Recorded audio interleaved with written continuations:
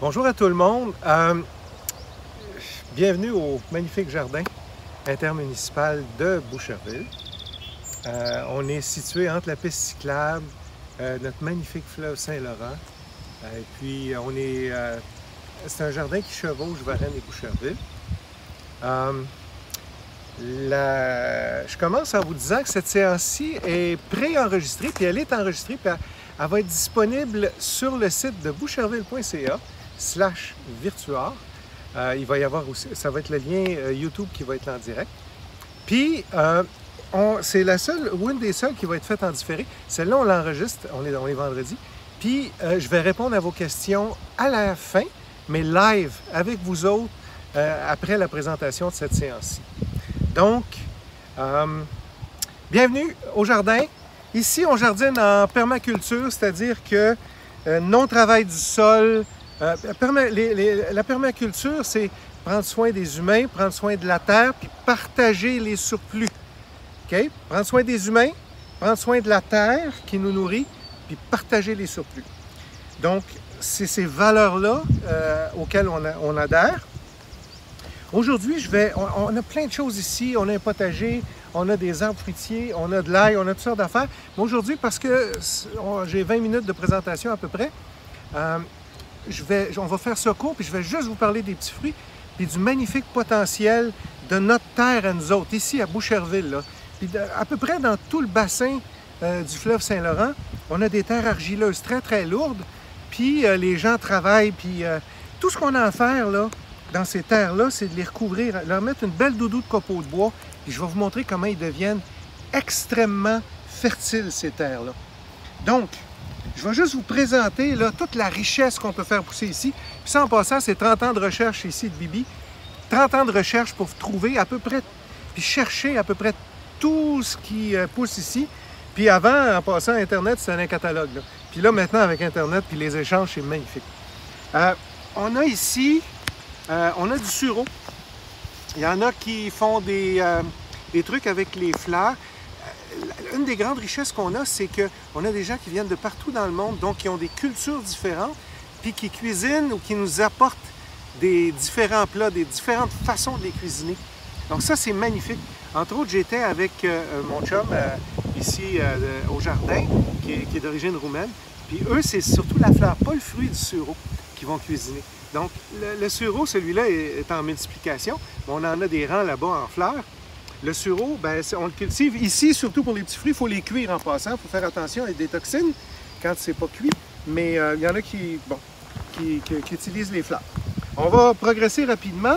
Ça ici, c'est un beau petit fraisier alpin. Puis, les fraises ne viennent pas plus gros que ça. Puis, c'est des petits bonbons. Celle-là a été mangée un petit peu par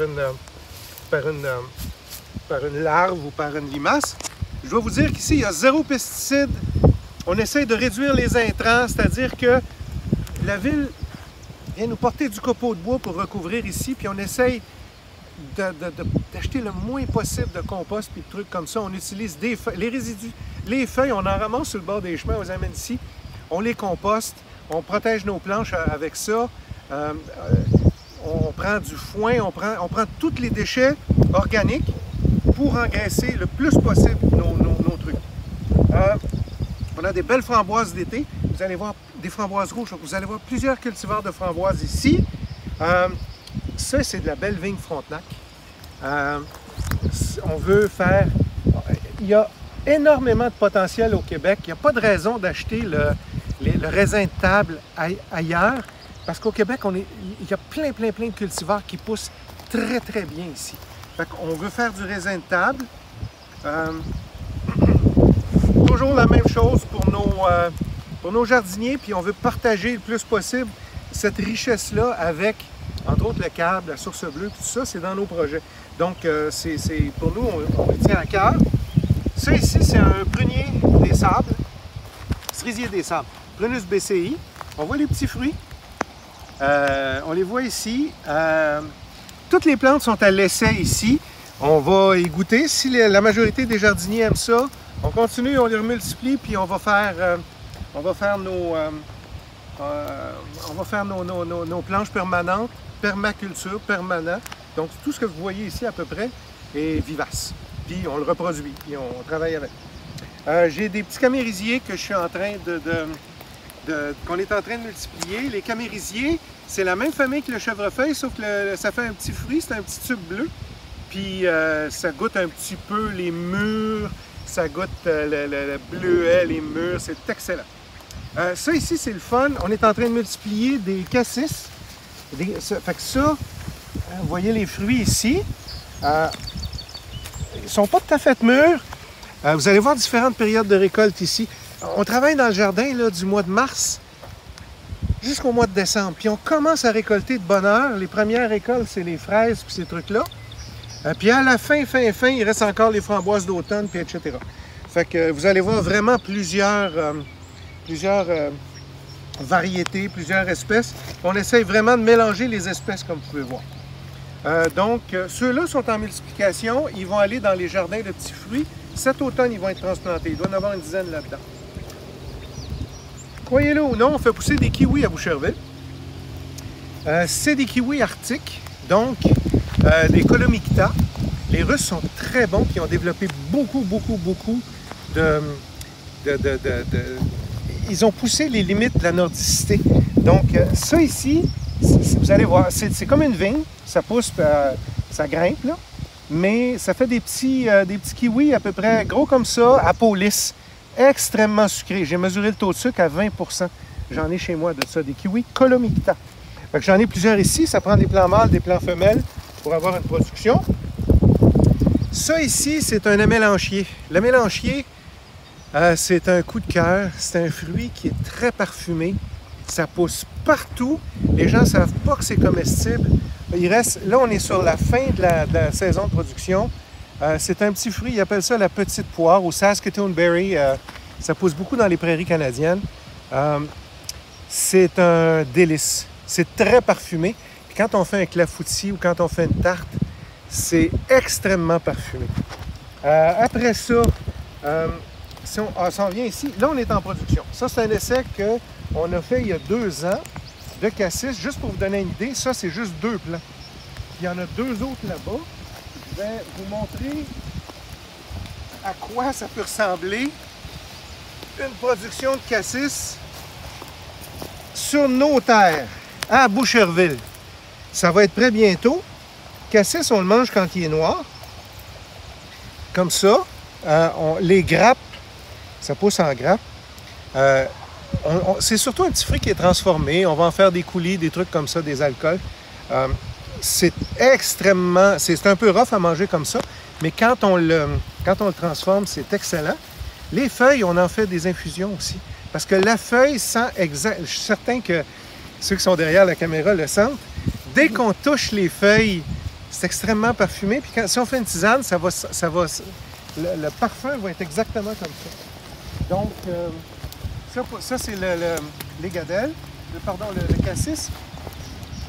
Ça, c'est des baies de goji. Ceux qui vont dans les magasins d'aliments naturels, c'est des petites baies rouges.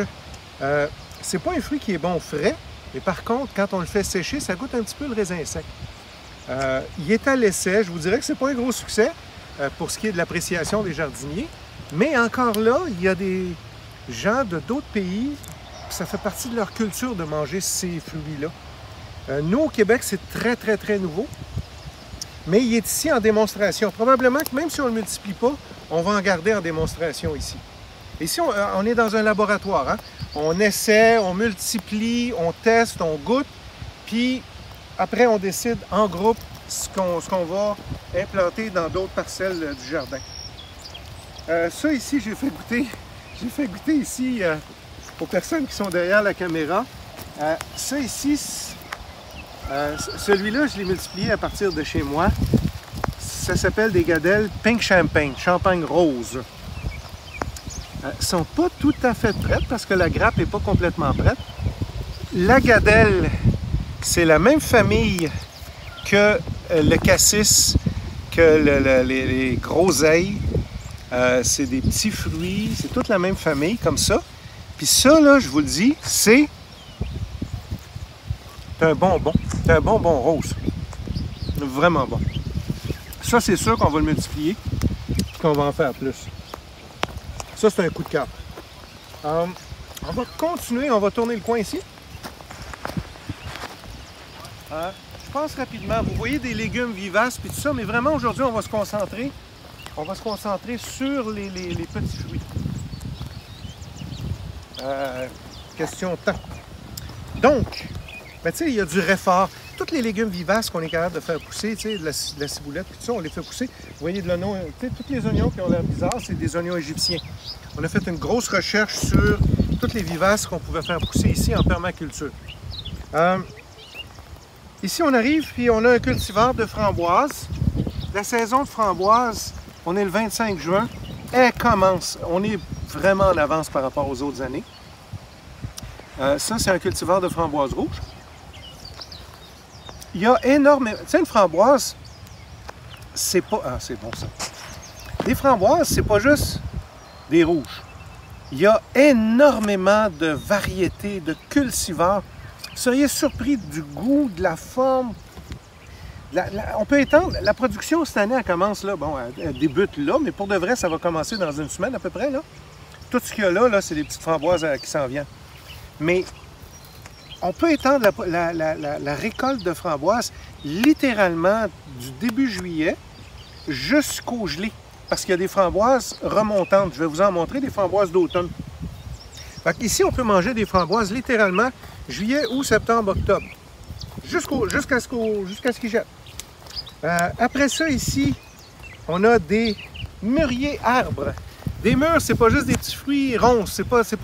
Il y a des mûres qui poussent comme des framboises puis tout ça. Ça, c'est un mûrier arbre. C'est un petit fruit qui est dépendamment. Il y a énormément de cultivars. Il y en a qui vont faire des petits fruits gros comme ça. Moi, j'en ai qui font des fruits gros comme ça. Un mûrier, Morus rubra. Ça, c'est des hybrides parce qu'ils ont poussé chez moi.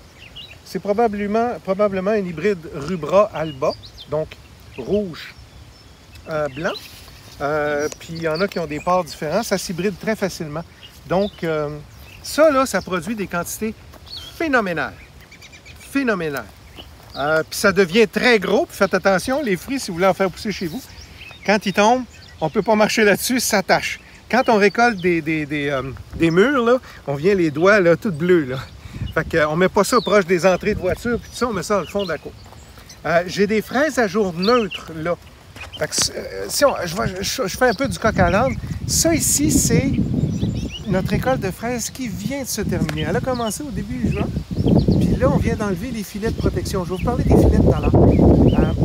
Donc ça, on a récolté peut-être 15 litres, au moins plus que 15 litres de fraises dans ce petit rang-là. C'est des fraises d'été. Encore là, les fraises, on peut en manger juin, juillet, août, septembre, octobre. Il y a des fraises hâtives, mi-saison, tardives. Puis il y a des fraisiers comme ça ici à jour neutre. Donc, c'est des fraisiers qui vont fleurir puis produire tout le temps. Voyez-vous, ça c'est une belle fraise. Ils sont plus fermes. Encore là, quand on parle des petites fraises du Québec, il n'y a pas juste un cultivar. Il y a plein de cultivars, différentes grosseurs, saveurs. Ça ici sont moins rouges que ceux-là. Ils sont plus sucrés, par exemple. Ils sont vraiment bonnes. On met des filets pour les oiseaux, puis aussi pour les insectes. Ça, c'est des filets à maille fine. Vous allez en voir plusieurs, des filets à maille fine. Tout ici, on est bio. On laisse les insectes se réguler entre eux, c'est-à-dire s'il y a des pucerons puis des fourmis qui élèvent les pucerons, ben on va attendre que les coccinelles viennent réguler les populations. Par contre, il y a certains insectes qui causent problème. Vous irez voir charançon de la prune, vous irez voir carpocarps pour la pomme. Fait qu'il y a certains insectes qu'il faut vraiment protéger les fruits contre ces insectes-là. Donc, on s'en vient ici. Ça, j'ai un beau cultivar ici de framboises qui commence à être prête. Pas tout à fait quand ça lâche pas, mais elles sont sur le bord, ceux-là. On va avoir beaucoup de framboises ici. Ça, c'est des framboises rouges d'été. Puis ça, je vais vous en montrer tout à l'heure. On va passer, puis il y en a qui sont plus mûres un petit peu. Ça, c'est des framboises noires. Les framboises noires sont plus petites. C'est pas des mûres, c'est vraiment des framboises parce que si j'enlève le fruit, le centre va être vide. Donc, des framboises noires, puis ça, je vais vous le montrer tout à l'heure. Ça, on en veut parce que ça va faire une barrière impénétrable. Il y a beaucoup de chevreuils ici, là. Ça va faire une barrière impénétrable contre les chevreuils. Ça, on veut l'essayer comme ça. En permaculture, on essaye d'y aller avec des méthodes naturelles, le plus possible. On va continuer, je pense que le mieux, on va passer par ici. C'est comme un labyrinthe, là. On passe entre des oignons égyptiens, des émérocales, puis d'autres cerisiers. Framboises, on peut les tailler pour qu'ils produisent l'été, puis on peut les tailler pour qu'ils produisent cet automne. Fait qu'on a fait les deux types de taille ici. On forme des membres pour qu'ils puissent apprendre à entretenir ces types de framboisiers-là. C'est des framboisiers remontants, donc ils peuvent fleurir au mois de juillet ou ils peuvent fleurir l'automne, dépendamment comment on les taille. Ça ici, c'est des framboises jaunes d'automne. Oui, des framboises, ça peut être jaune.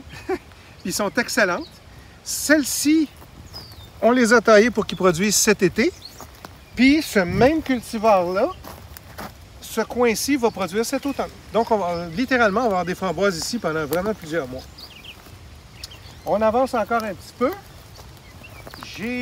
Ici, c'est des framboises mauve-bleu. Des framboises d'été, ils deviennent énormes, gorgées d'eau, sont très bonnes. Puis voyez-vous, ils s'en viennent. Fait que voyez-vous, il y a des framboises qui commencent à être mûres. Ceux-là, ça va être... Quand on voit qu'un fruit blanchit, là, quelques jours après, il commence à être mûr. Fait que celui-là va être un petit peu plus tardif. On a des belles framboises là. Je saute un petit peu rapidement. C'est vraiment un petit tour du propriétaire rapide. Regardez bien. Je vais faire un petit peu de place. Ça ici, c'est un cultivar à l'essai. C'est un chum. C'est l'abréviation de cherry, cerise, plum, prune.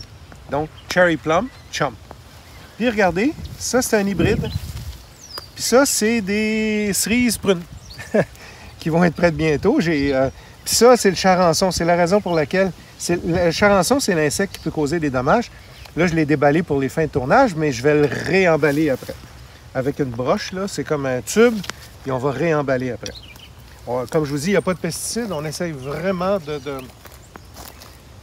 on fait des interventions très ciblées contre des insectes très ciblés. Sinon, tout le monde est le bienvenu. Tous les insectes sont les bienvenus ici.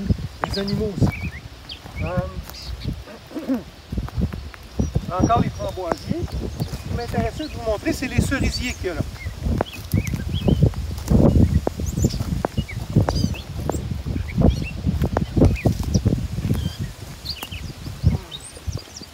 Ça, c'est un beau petit rang de griottes.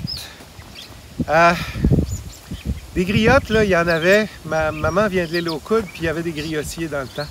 Parce que c'est un petit fruit, c'est des cerises, pas des cerises de France, qu'on appelle des cerises de France, ou des cerises douces, qui est Prunus avium. Ça, c'est un hybride Cerasus fruticosa. Donc, c'est des griotiers. La griotte, c'est la cerise de la cherry blossom. C'est des petits fruits qui sont acides. La chair, elle peut être jaune, elle peut être rouge. Chanceux, c'est moi qui mange. La chair peut être jaune comme ça, mais elle peut être rouge aussi. Faut que je la finisse, c'est trop bon. Ces cerises-là viennent de chez moi. Parce que ce rang-là n'est pas encore prêt à produire. On a à peu près 25 griotiers ici. On a fait des essais avec des sacs. Il n'est pas encore prêt à produire. L'an prochain, je peux vous dire qu'il y a plusieurs kilos qui sortent par plant. Puis c'est le fun, ça c'est la cerisier, c'est la série SK. Donc ici, j'ai des Romeo et des Crimson Passion. C'est des cerisiers qui viennent à peu près 2 mètres. 2 mètres et demi de haut. Puis on n'a pas besoin d'échelle pour les récolter parce que les charpentières, les branches se plient facilement. Donc ça, là, c'est parfait. Puis ça produit vraiment plusieurs kilos par cerisier. Quand il va être... l'an prochain, il devrait commencer. C'est surtout des cerises pour la transformation. On peut les confire. On peut faire, tu sais, la Cherry Blossom, c'est la cerise, c'est la griotte pour ça. On fait des tartes, on fait les plus vieux, les plus âgés, ceux qui ont été élevés sur des fermes savent très bien c'est quoi. On peut faire pousser des cerises très facilement à Boucherville. Si vous voulez des cerises comme des cerises de France, des cerises douces, Prunus avium, ça va faire des arbres énormes. Là, vous allez être dans les échelles. Ça fait des cerises douces, mais c'est énorme. Ça, là, c'est parfait pour les petits jardins, les petits cours. Donc, on a un super beau rang ici. On passe à côté du rang de fraises. Ça, c'est les fraises de juin. Sont terminées.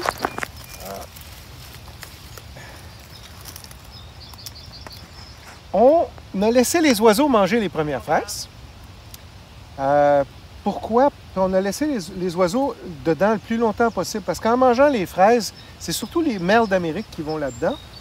Puis quand les merles y vont, s'ils voient une limace, ils la mangent. Ils mangent la fraise, mais ils mangent la limace à côté. Fait que on leur a laissé manger les premières fraises. Il y avait à peu près 10 rouges-gorges ici pendant 2-3 jours. C'est parfait, ils ont tous nettoyé le rang des limaces. Après, on a mis un filet d'exclusion à maille fine. On a récolté, je ne sais pas combien de litres. Puis là, on vient de réenlever le filet. Il reste encore des fraises. C'est vraiment bon, ça. Il reste encore des fraises. Mais on invite les oiseaux à venir terminer les fraises puis manger les limaces. Là, à partir de maintenant, il n'y a plus de filet. Le rang va se multiplier, il va faire des stolons. On va pouvoir multiplier ce rang-là. Les stolons, c'est les petites tiges qu'on voit. On va essayer de vous en montrer. Tiens. Les fraisiers se reproduisent comme ça. Il y a une petite tige verte qui a été mise par la base du plant. On voit celle-là vient d'ici, vient de ce plant-là. Il y a une petite tige. Puis ça, c'est un nouveau plant. Dès qu'il touche par terre, il s'enracine. Dès qu'il est enraciné, il y a une autre tige, puis il s'enracine. Comme ça, le rang s'étend. Fait qu'on va prendre des petits plants qui ont été émis par des stolons, puis on va les multiplier là-bas. On continue. On va faire attention ici, parce que ça, c'est des framboises noires, puis ça pique. On va passer par ici. Ça, c'est un autre cultivar de framboises noires. Il est à l'essai. Les framboises ont l'air d'être petites. Ils ont l'air d'être petites. Je vous laisse regarder ça. OK? Donc, on n'est pas certain si ce cultivar-là, on va le conserver parce que les framboises sont très petites. Mais c'est vraiment des framboises noires. Regardez-moi ça, le potentiel. Ça, c'est de la vigne, c'est de la Frontenac encore. Regardez-moi le potentiel pour faire du raisin de table. Il n'y a aucune raison qu'on fasse juste pousser de la vigne pour faire du vin. Oui, c'est correct qu'on fasse du vin au Québec, mais pourquoi est-ce qu'on est obligé d'acheter presque 100% de nos raisins? Regardez là, regardez comment ça pousse. Puis ça, ben, pour pas que les... Tu sais, on va laisser les oiseaux le plus longtemps possible avoir accès. Puis après ça, on va mettre des filets à maille fine, on va protéger. On ne veut pas que les oiseaux se prennent dedans pour pas qu'ils se blessent. Puis on va les protéger des insectes puis des oiseaux. Ça ici, c'est des murs. En fait, oh, là, je vais jouer un tour. Ça ici, on va recommencer. Ça, c'est des beaux kiwis Colomicta. Un plant mâle ou un plant femelle, je vais le savoir quand je vais voir les fleurs. On a eu beaucoup de dons, parce qu'on est un OBNL, on a eu beaucoup de dons de pépinières, de centres de jardin. Je ne les nommerai pas tous parce que je ne veux pas en manquer, mais on est vraiment privilégiés. Une très grande partie de ce qu'il y a ici, c'est venu des jardiniers puis de dons. Parce qu'on est un OBNL, puis parce qu'aussi, les 3 valeurs, hein, prendre soin de l'humain, de la terre, on est bio, puis partager les surplus. C'est pour ça qu'on a eu tous ces beaux dons-là. Parce qu'on a une vocation sans but lucratif. Puis qu'on partage. Ça ici, c'est ceux qui ont été élevés sur une terre savent tout c'est quoi, parce qu'il y en avait toujours ces terres. Ça, c'est un groseillier. Des groseilles à maquereaux. Même famille que le cassis puis que les gadelles qu'on a vu tout à l'heure. Il est en essai multiplication. Ça ici, c'est un beau rang de mur. Des petites murs noires. Beau rang de mur qui est à l'essai ici aussi. On a des petits pruniers. On a des petits cerisiers. Voyez-vous? On a même des plantes sacrificielles. Ça ici, les gens vont dire, mon Dieu, c'est épouvantable ce qu'il y a là. C'est bourré de pucerons. Regardez ça, là, comment est-ce qu'il y a des pucerons. En fait, ça ici, c'est notre pouponnière à coccinelles. Il faut le voir comme ça. Il y a énormément de pucerons. Les coccinelles, regardez ça, là. Les coccinelles vont manger les pucerons, mais surtout, les coccinelles s'accouplent, pondent leurs œufs. Les larves de coccinelles vont finir de manger les pucerons, vont se transformer en nymphes, vont devenir adultes, puis après ça, ils vont cleaner tout le jardin. Puis aussi, ça attire énormément de guêpes parasitoïdes. Fait que, une plante sacrificielle comme ça, en plein milieu d'un jardin, là, vous allez dire, ah, c'est infesté, je vais tout perdre. Non, c'est le contraire. Regardez, les prédateurs sont là, là. Il y a des coccinelles partout. Il y a des guêpes parasitoïdes partout. Vous les voyez. Ça, là, c'est notre pouponnière maison d'insectes auxiliaires. Fait que c'est parfait, là. Ça, là, on pense pas tout à fait comme tout le monde, mais c'est comme ça. Je vais passer rapidement. C'est presque terminé.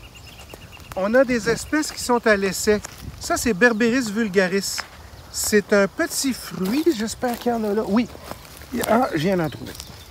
C'est un tout petit fruit surette. Il est encore petit. C'est le même Berberis que plusieurs d'entre vous ont. C'est bourré d'épines, là. Le Berberis décoratif, les petites fleurs, les petites feuilles sont rouges. Mais l'espèce commune produit des petits fruits qui vont être prêts plus tard. Ah, j'en ai trouvé d'autres ici. Qui vont être prêts... Ça pique. Qui vont être prêts plus tard. Puis ils sont à l'essai. Fait que ceux-là, on les a achetés. Ils sont vraiment à l'essai. Puis si les jardiniers aiment ça, on va les garder. Sinon, on va s'en débarrasser. Je vais terminer. Je vais terminer rapidement. On a des noisettiers aussi. On va avoir une belle... je pense que c'est une noiseraie. On va avoir beaucoup de noisettiers ici, plusieurs cultivars. J'ai des belles gadelles rouges là-bas. Tout ça pour vous dire, c'est un petit tour très rapide, très sommaire. Mais regardez bien, ici, on est un OBNL. C'est pas tout le monde qui peut venir ici prendre des fruits. Ça, c'est clair, clair, clair. Il faut être membre parce que ici, ben, quand on participe, on partage les récoltes puis tout ça. C'est sûr qu'on est sur un terrain de la ville puis tout ça, mais il faut vraiment être membre pour pouvoir avoir accès à ces jardins-là. Puis, ça nous permet, en ayant des surplus, de les partager avec le Centre d'action bénévole.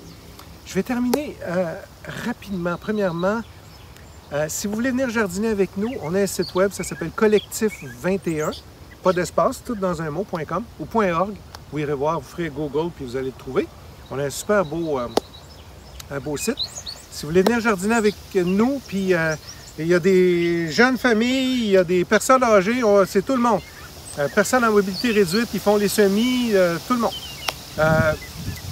L'autre chose que je voulais vous dire, c'est que ici, une des choses qui nous tient à cœur, c'est qu'on partage avec des organismes locaux. Les besoins pour les organismes locaux ont explosé depuis 1 an et demi à peu près.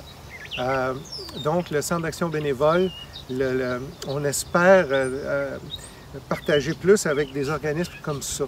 Donc, puis même, si, j'aimerais ça en profiter pour faire, j'ai demandé la permission, faire un appel à tous.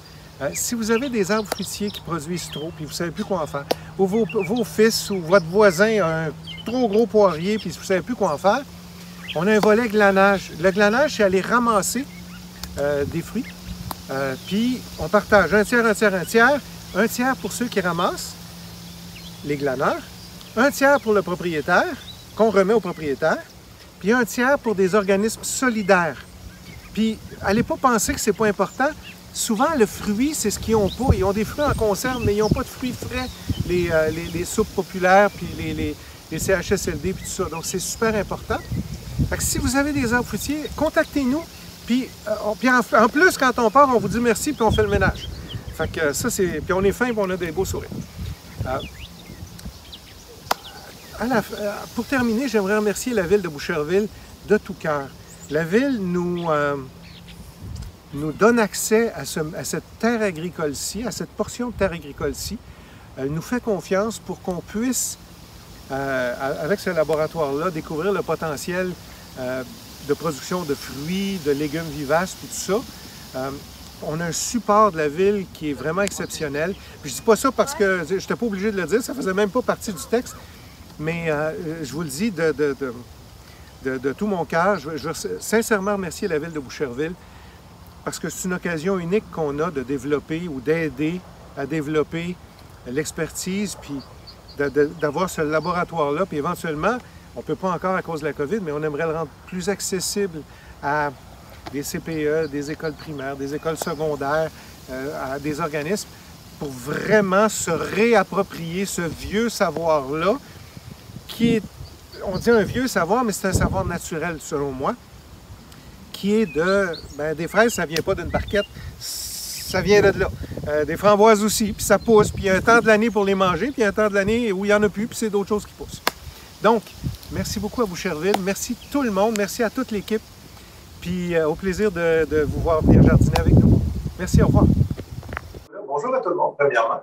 On a tourné cette vidéo-là vendredi passé parce qu'il faisait beau, puis qu'on avait des bonnes conditions, tout ça.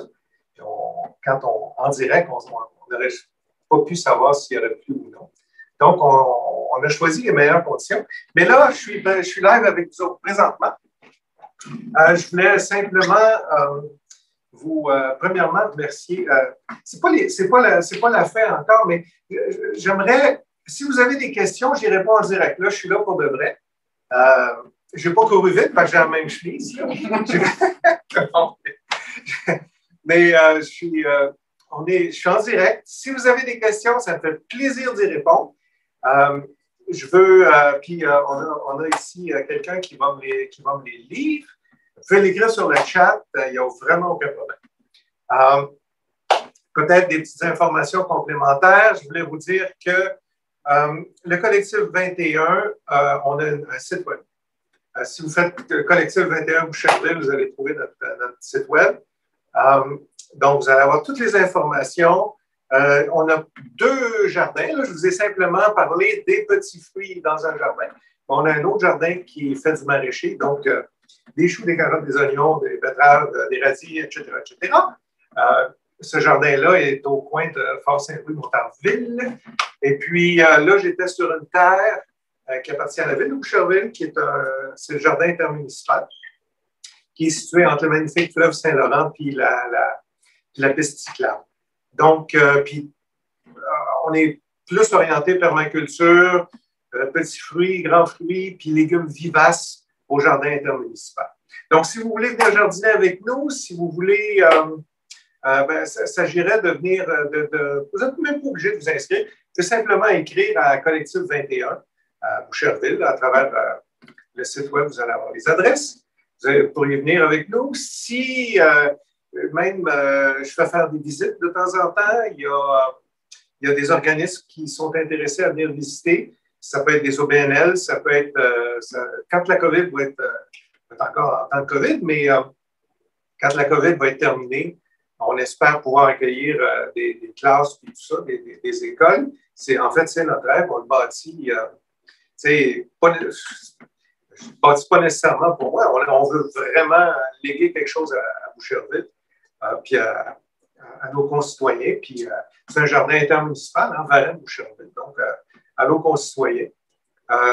Donc, ça va me faire plaisir de répondre à vos questions. Si vous en avez, je ne sais pas si tu as eu des questions, pas pour l'instant. Il y en a beaucoup qui l'ont écouté live, qui l'ont écouté en direct, la conférence ou la présentation que j'ai faite. Il y en a plusieurs qui vont l'écouter, ça va être archivé sur le site de la ville, Virtuor. Puis ça va être sur YouTube, je pense, c'est ça. Ça va être sur YouTube. Vous allez pouvoir la regarder en différé, il n'y a aucun problème. Si moi, Je suis rendu dans ma deuxième, troisième carrière. Si vous voulez avoir plus d'informations sur les petits fruits et tout ça, je co-gère une page Facebook qui s'appelle Arbre fruitier Québec. Vous allez voir Arbre fruitier Québec sur Facebook. On a 20 quelques mille membres. C'est uniquement sur les fruits, pas juste les petits fruits, les gros fruits aussi, les pommes, les oranges, pas les oranges, mais les pommes, les poires, tout ça. Ça va me faire plaisir de vous y accueillir aussi. Puis, ben, est-ce que finalement, il n'y a pas de questions? Bon, pas de problème. Ça veut dire que la présentation était complète. Tout le monde dit ici. Donc, premièrement, j'aimerais simplement remercier la Ville de Boucherville encore pour cette magnifique initiative-là. Puis, j'ai-tu le droit de donner ton nom, Marie? Un peu? Juste Marie.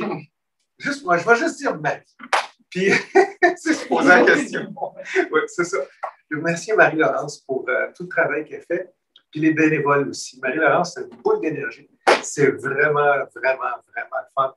On a de la magnifique relève. Puis l'équipe de bénévoles aussi qui est ici. Merci énormément. Je vais conclure avec ça, puis je vous souhaite bon jardinage, une bonne saison 2021. Puis j'espère que bientôt, on va tous pouvoir se voir ensemble, puis que les normes vont être plus permissives, puis qu'en toute sécurité, on va pouvoir se rencontrer, les familles, puis tout ça au jardin, un peu partout. Je vous remercie énormément. Bonne fin de journée.